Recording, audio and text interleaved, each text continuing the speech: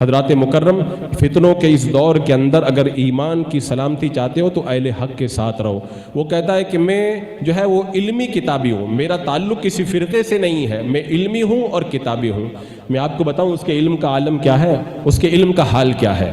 وہ قرآن اور حدیث پڑھتا ہے، ترجمہ غلط کرتا ہے، حدیث وغیرہ کے آگے پیچھے کو چھوڑ کر کے لوگوں کو گمراہ کرتا ہے، اور وہ حدیث نمبر بتاتا ہے تو نوجوان سمجھتے ہیں ارے حدیث نمبر بتا رہا بہت بڑا جو ہے وہ جانکار آدمی ہے۔ میں کہتا ہوں کوئی حدیث نمبر یاد کر کے اگر حدیث نمبر بتا دے تو وہ عالم نہیں بن جائے گا، اس کے علم کا تو یہ حال ہے۔ اللہ رب قدیر قرآن پاک میں ارشاد فرماتا ہے وَإِذْ قَالَ إِبْرَاهِيمُ رَبِّ أَرِنِي كَيْفَ تُحْيِي الْمَوْتَىٰ۔ یاد کرو جب ابراہیم نے کہا تھا اللہ مجھے دکھا تو مردوں کو کیسے زندہ کرے گا۔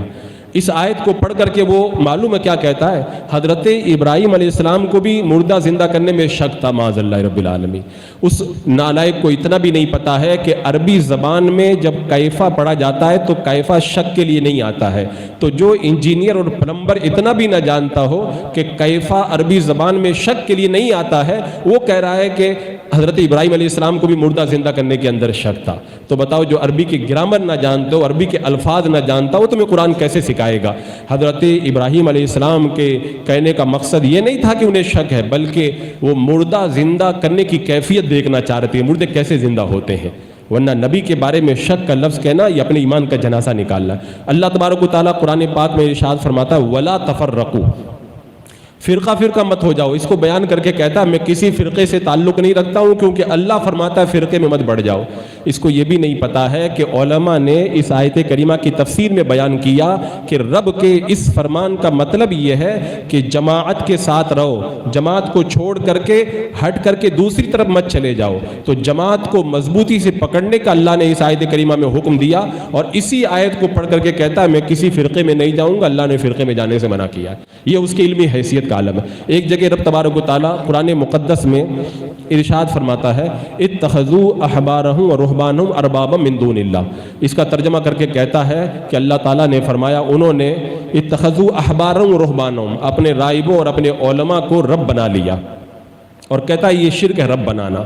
اتنا پڑھ دیا، آگے والا چھوڑ دیا۔ آگے رب کیا فرماتا ہے والمسیح ابن مریم وما امروا الا لیعبدوا الہا واحدا، اور عیسیٰ ابن مریم کا، اور اللہ نے ایک خدا یعنی اپنی عبادت کا حکم دیا، یہ اللہ تعالیٰ نے حکم دیا۔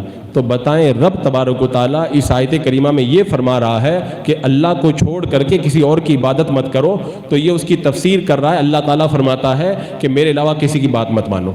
کہاں عبادت کرنا اور کہاں بات ماننا۔ اللہ نے غیر کی عبادت سے منع کیا تو وہ اس کا ترجمہ اور تفسیر کرتے ہوئے کہتا ہے کہ اللہ کے سوا کسی اور کی بات بھی مت مانو۔ جس کو اتنا شعور نہ ہو، جس کو اتنی تمیز نہ ہو، وہ کیا قرآن پڑھے گا اور کیا حدیث پڑھے گا، اور قرآن و سنت پڑھ کے کیا لوگوں کو ہدایت کا سامان کرے گا۔ حضرات مکرم، وہ کہتا میں علمی کتابی ہوں، کتاب دیکھ کر کے، ارے کتاب دیکھ کر کے اگر کوئی علم حاصل کر لے تب تو پھر وہی ہوگا کہ کوئی بھی آدمی جھولا چھاپ ڈاکٹر کتاب لے کر کے کہے گا میں ڈاکٹر ہوں، کوئی بھی کتاب لے کے بیٹھ جائے گا کہ بولے میں بھی انجینئر ہوں، میں بھی جو ہے وہ جج ہوں۔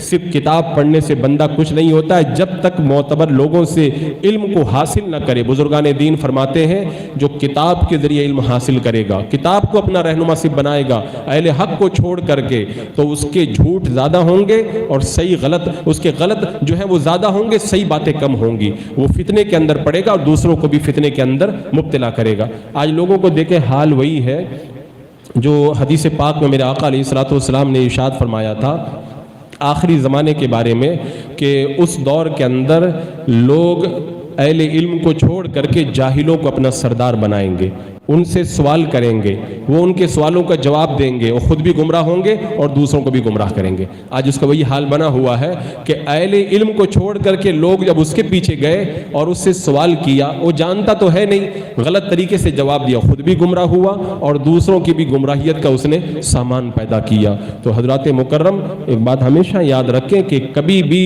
آپ فالوورز دیکھ کر، کسی کے جو ہے وہ ویورز دیکھ کر کے گمراہیت کا شکار نہ ہو جائیں۔ حق کا معیار اور حق کی پہچان کیا ہے؟ اہل حق ہیں۔